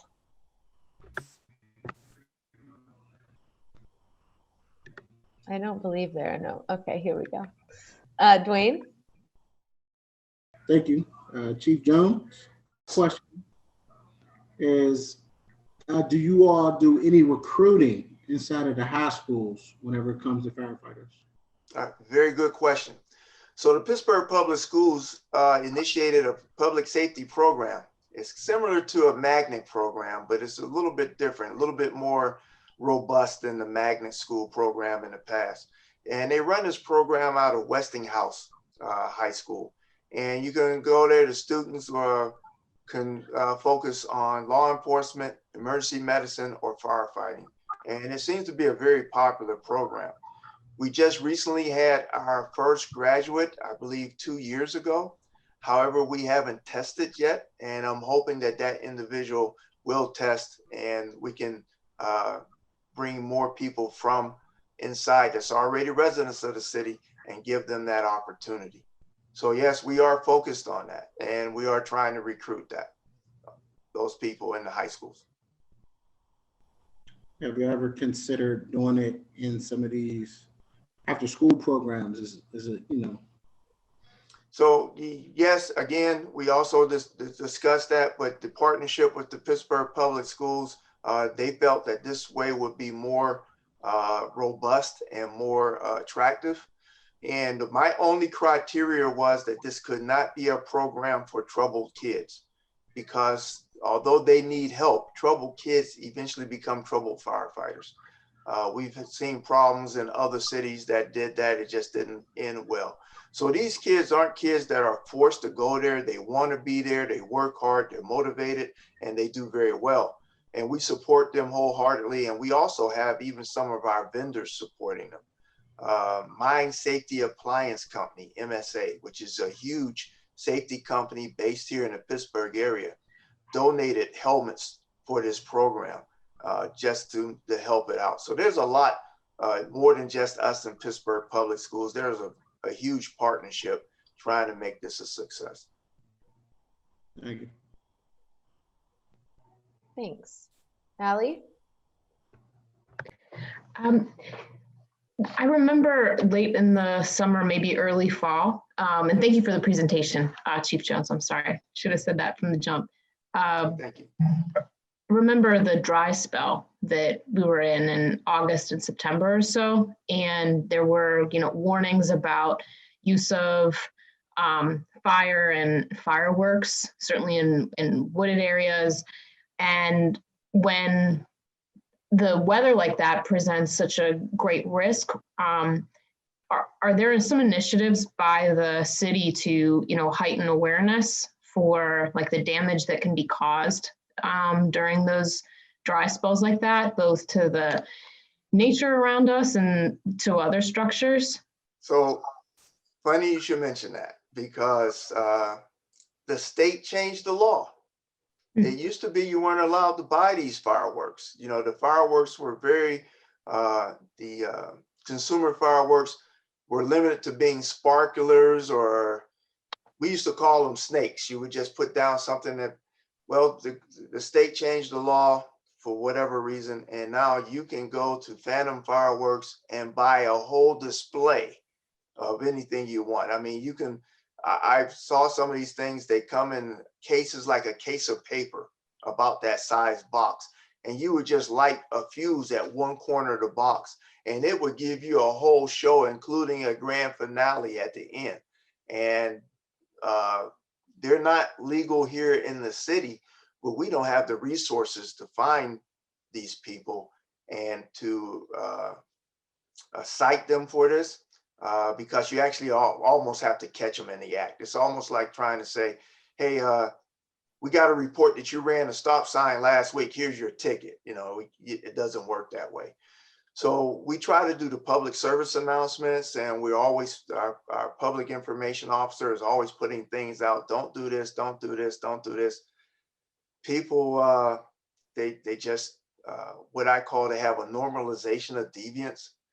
They know that there's something that can go wrong. So they do it.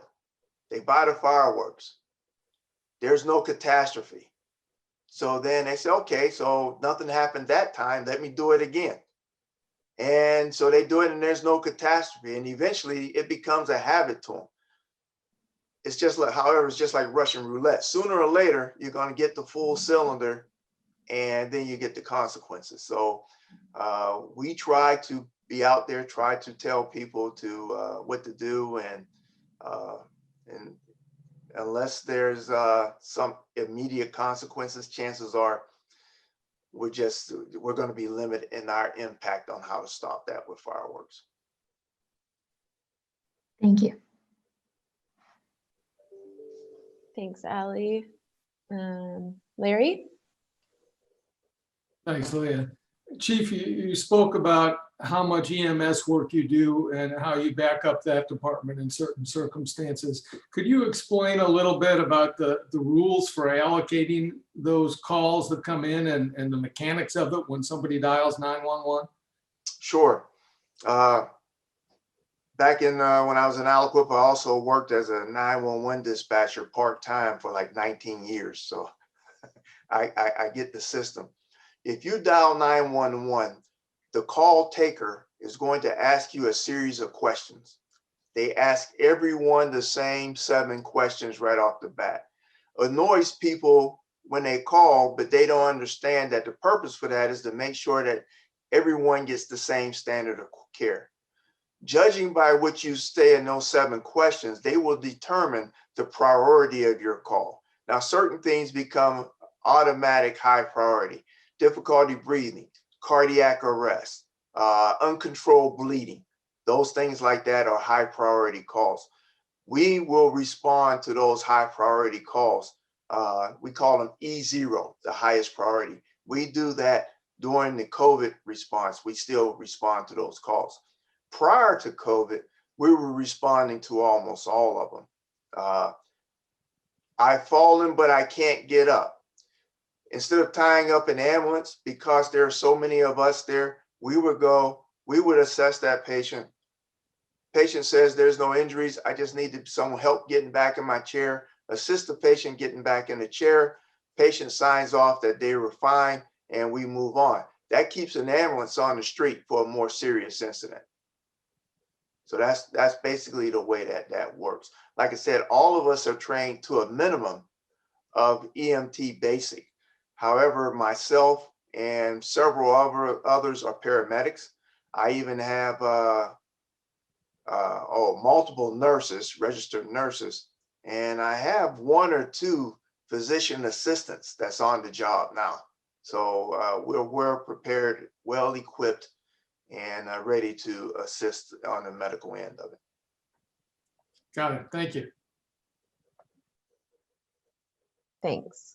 That's really impressive. I didn't know that, actually. Bill? But could you address a little more what you mentioned about the really, I'm shocked at the lack of diversity. When I was young, I know people that took the fire test like 7 times. I mean, it was like the most popular job. And I'm just amazed that there's such a lack of diversity. Could you talk about that a little more, and maybe also in terms of like future retirements that are coming, and what that might mean about your diversity efforts? So, yes. First off, I'm not going to take a guess on how young you are, but I'm going to tell you that back in the 80s, when the steel mills were going down, yeah, there was like 3,000-4,000 people taking the test for to be a firefighter in the city of Pittsburgh. Now the economy, when I first got here, 2007, the economy was starting to go into the downturn of 2008, and we had 1,000, 1,200 people take the test. Right now, the economy is pretty good, and so, or relatively good prior to COVID. So we don't get that many people that test anymore. We are striving, my personal opinion is when it comes to minorities, a lot of them, people just don't understand the benefits of the job. And so I would go out to recruit in the African-American neighborhoods. I would go to the churches, the barbershops, and the hair salons and the community centers, because those are the 4 places that I'm going to get most of the people. If I happen to see a game at the basketball court, I'll stop and try to talk to some people there. And they just didn't understand the nature of the job. They see us coming out. We had the black stuff coming out of our nose. We're coughing and hacking. We put in some hard labor. We risk life and limb, and they're thinking, maybe that's not for me. And that's just such a small part of what we do. So I try to approach it that, hey, if you want a good job, a job where you can take care of your family, here's our schedule. We work 8 days a month. Okay, so you have plenty of time to be with your family. We have a great benefit package. We have a great retirement package. Okay, you can come on. Yes, we'll train you and we'll pay you while we're training you. Okay, so that 32 weeks, that 8 months that you're inside the academy there, you're getting paid. So those are the things that we try to do. Now, when it comes to the ladies, let's face it, not every, it would be hard pressed if we have 50% of the population in the city being female. I doubt we're going to get 50% firefighters. That's just not going to happen. But realistically, we should be at 8%, and we're not there. We're not even close to that. So I was out recruiting them and actually looking for female veterans, because some of them, they know what it's like to work in a predominantly male environment. They're physically fit. And although our job is tough, no one is shooting at us on purpose yet. Okay, so if they were able to do all that with combat experience and everything, they can come and be firefighters. So we're just reaching out to them. And I see there's some ladies here. Any of you interested, keep your eyes and ears open. We'll be testing soon, and we're gonna be reaching out. One of the things Lisa Epps come up with is a girls' fire camp, which is something that's been done in Fairfax County, and I believe Baltimore did it. And they had a 1-week camp where they were actually looking for women to come on and expose them to the fire service and what it's like to be a firefighter, trying to increase the number of applicants. So, where will they sleep at? Where the hay used to go? No, working to make sure there are separate quarters for them, bunk rooms and shower facilities and things like that. Yeah, it sounds like some of the stations are so old, you probably couldn't even accommodate both sexes, could you? Well, we're in a process of renovating stations to make that happen, but there are stations where women work, and they put a sign on the door, and the guys respect that. And so it's not optimum, but it's what we have for right now. Thank you. Mm-hmm. Thanks. Darrell? Thanks for the presentation. Yeah, so I had like 2 questions. They're not related to each other. You mentioned at the end of your presentation that you were seeking accreditation for the department. I was just wondering like what the differences are between that and certification, and is there like any specific benefits, like more benefits that holds for the department in the future? Well, when I say credentialing is usually related to personnel, and accreditation is related to the organization as a whole. And so with this process, which is a very, very difficult process, there's most departments have teams of people working on the accreditation. We don't have teams, so we're doing that. It's through the Center for Public Safety Excellence, CPSE. If you go to their website and click on accreditation, they'll give you the whole process. It would take us, if I started it today, I will be ready for review in about 1.5 years, maybe 2 years, just to get everything. So the important part, it's nice to have that placard on the wall saying, hey, we're accredited. I could rub that. But the transition that we go through in the process is where we'll get the value. By trying to become accredited, we'll have better record keeping, better at training, maybe better planning. And so when it's the process that we need to go through to get us there. That's where the value is more so than the final outcome. I had a friend rode motorcycles together, and his signature line on his emails is, it's not the destination, it's the journey. And so that's what I mean. The destination is to have the accreditation. The journey is the process, and that's what we want to do. All right, well, thank you. I forgot my second question, so I guess I'm done. No problem. Thank you. We can come back to you if you remember. Allie? Yes, I was curious about hazardous chemical inspections at industry in the city. That's handled by the Bureau of Fire. Is that right? Let's see. I'm trying to think of an example. There may be a building that has an emergency generator, and the emergency generator runs on diesel fuel. So they might have a 200-gallon diesel tank in the basement. Okay. Nice to know that's there if there's ever a fire in the building. So that would be something. But we also want to inspect that to make sure that tank meets the code and regulations, and there's no weaknesses or anything, processes that's going on around that tank that will create a danger. So that's where we do that kind of thing. That's different from responding to hazardous material spills or accidents. Okay. And how frequent are the inspections? I'm thinking too of all of the company sites and chemical storage, that there is. Is it very frequent? And do you find that companies in the city are generally cooperative and compliant?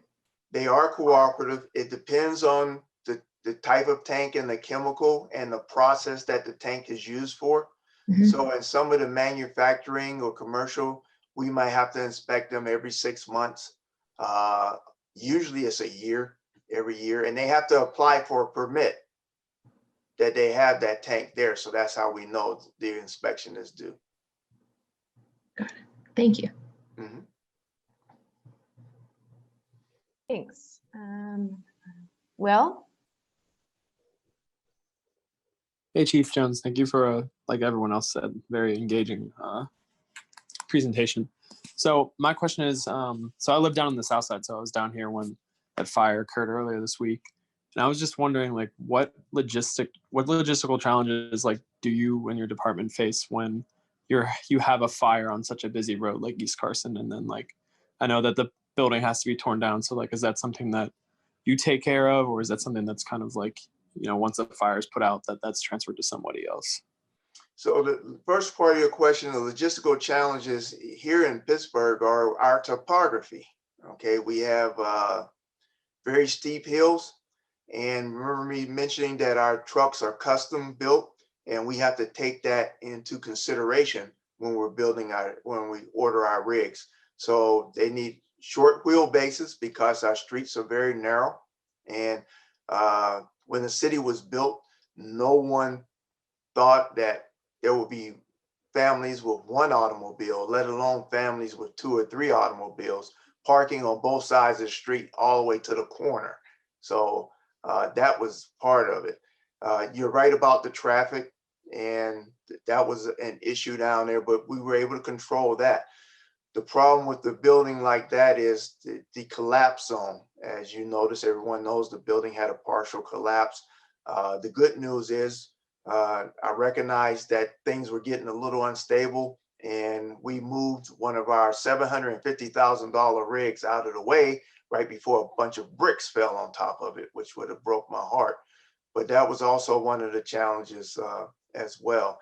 So we live in an area where we have our buildings very close together, and we have narrow streets. We have an aging infrastructure as far as water lines and things like that. So there's a lot of different challenges that we face, but this is Pittsburgh, and these are not new to us. We've been here for a while, and so we are set up to meet those challenges. Thank you. Thanks. Larry? Chief, we currently have a high volume of oil, liquefied natural gas, and other hazardous chemicals coming right through the most populated areas of the city by rail. And there are indications that the volume of that freight will increase at least fourfold, maybe eightfold in the very near future. When there's an incident involving a derailment, small or large, I imagine you're a lead agency. What other resources can you call in, and how quickly to deal with that sort of problem? All right, so Larry, you need to get out of my head, okay? I don't know what you do for a living, but you've been visiting my nightmares, and I got a lid on them for right now. So, so it's funny. I came in under the Ravenstall administration, and Mr. Perduto was kind enough to keep me, which I am very grateful for. I am the only one that he kept from the previous administration. One night about 2:30 in the morning, which I don't sleep very well anyway, and I guess he wasn't sleeping, he sends me a text message. He says, "Chief, I just read about these bomb trains going through the city. I can't sleep. What are we going to do about these things?" Well, Mr. Mayor, I've been worrying about these things for years before you took office. So in my usual flippant self, I just text back, "Join the club, send." And that is a problem. Just to give you an example, when the oil prices were high, we had approximately 10,000 cars a week of Bakken crude oil coming through town. Comes right up through Beaver County, along Ohio River Boulevard, right across the north side, crosses the bridge right there by the convention center, goes by the East Busway right behind Shady Side Hospital, and on out. If they're going to Philadelphia, then the cars are full and going to the refinery. If they're going west, the cars are empty and still full of the vapors. And no one's been able to tell me which one is a more dangerous situation. And these things would travel by what they call unit trains. A unit train is a train that carries nothing but one product, one commodity. So if you're seeing a train with maybe 100, 120 tank cars, that's a unit train, all right? In answer to your question, I've been, like I said, I've been working on this for years. Did all the math. We have resources to handle up to 3 cars burning and 2 cars exposed as far as having enough foam. The other resources is the international airport. They have a large quantity of alcohol resistant AFFF, which is just a fancy name for foam, and they will back us up and support that. Last but definitely not least, the railroad companies have very, very deep pockets.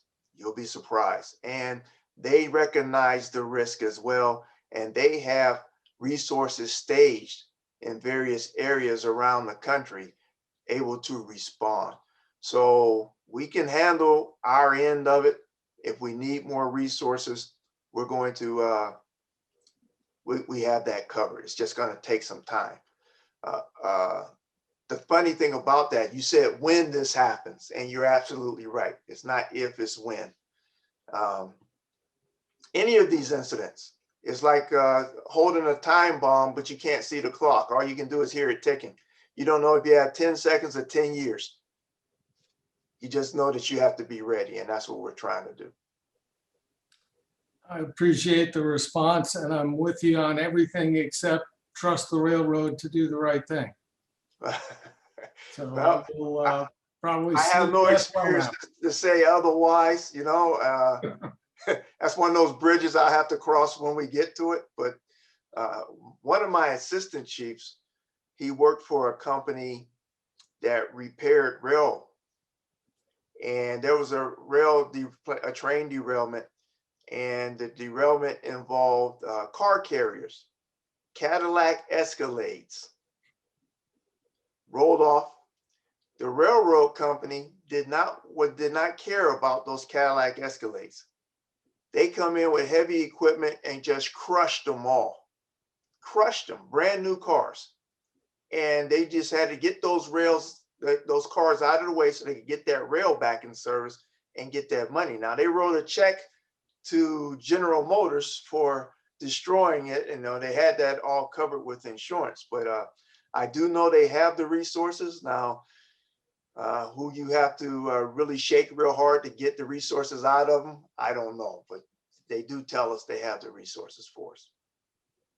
Thank you very much. You're welcome.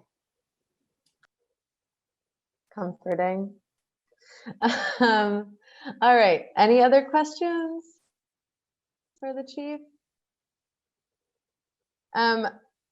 I was actually wondering, is there somewhere that we can find a list of requirements, or like what the physical test is? Yes, we are revising that now, but you want to contact personnel and civil service. Anyone interested in being a firefighter or the process, you go to the city's website under personnel and human resources. You can actually fill in what they call an interest card online, because they're not accepting applications right now. But you complete that interest card, and when they are accepting applications, they will shoot you an email and say the application period is open. You may also see some things on there as far as the physical agility test, what's required for that. But like I said, we're in the process of revising that. So take it for what it's worth. Gotcha. Thank you. Okay. Any other questions?